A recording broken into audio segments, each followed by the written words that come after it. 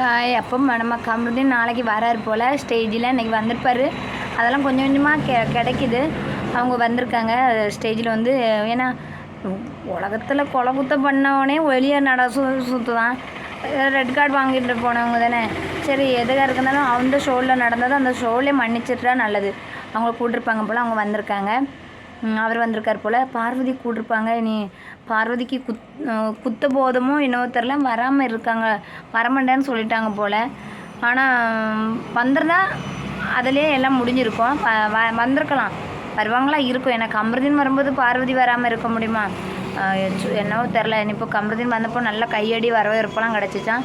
பார்வதி வந்தாலும் அது அந்த ஷோலேயே முடிஞ்சு போயிருக்கும், நல்லா இருந்திருக்கும்.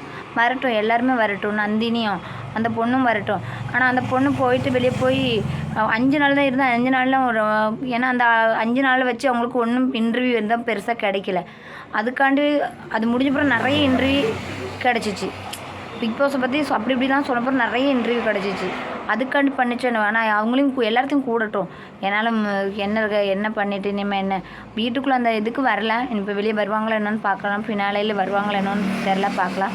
எல்லாருமே வந்து லாஸ்ட்டு தீரும் போதுனே பார்வதிக்கு வரமாட்டாங்கன்னு நினைக்கிறேன். ஏன்னா இத்தனை ஆளுக்கு முன்பட அதுங்க நிற்கணும்ல. வந்து கேட்பாங்க என்ன பண்ணுவேன். அந்த டைட்டில் வின்னரு பார்க்கும்போது ஒரு மாதிரி தானே இருக்கும். அந்த வின்னரை பார்வதி இருந்தால் எப்போவும் சிலப்போ பார்வதிக்கு இல்லைன்னா திவாகருக்கு பேருக்கும். அதனால கொஞ்சம் வருத்தமாக இருக்கும்.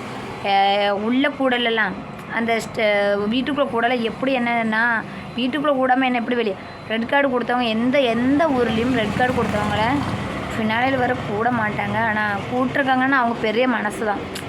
அது ரொம்ப பெரிய மனசு தான். எந்த ஊர்லேயுமே கூட மாட்டாங்க. ரெட் கார்டு கொடுத்துட்டு போனால் அந்த ஷோவிலேருந்து அவங்க போயிட்டாங்க. அந்த எதுக்குமே அவங்கள கலந்து கூட விட மாட்டாங்க. அதனால் பெரிய மனசு பண்ணி அவங்கள அந்த ஷோக்கு கூடும்போதே ரொம்ப பெரியது. அது அவங்க வந்திருந்தால் நல்லா இருந்திருக்கும். நல்ல டைட்டில் வின்னருக்கு கிடைக்க பாராட்டு கூட இவங்களுக்கு கிடச்சிருக்கும். அது என்னவோ தெரில, பார்க்கலாம். அப்போ விக்ரம் வேறு அவுட் ஆகிட்டாங்கன்னு சொல்கிறாங்க. என்னவோ தெரில, பார்க்கலாம். ஏன்னா இன்றைக்கி அவுட் ஆகிட்டேன், வீட்டுக்கு போக முடியாது. இன்றைக்கி நாளைக்கு பின்னால் இல்லை, அங்கே தான் இருப்பார். பார்க்கலாம் யார் என்னன்னு பார்த்துடலாம்.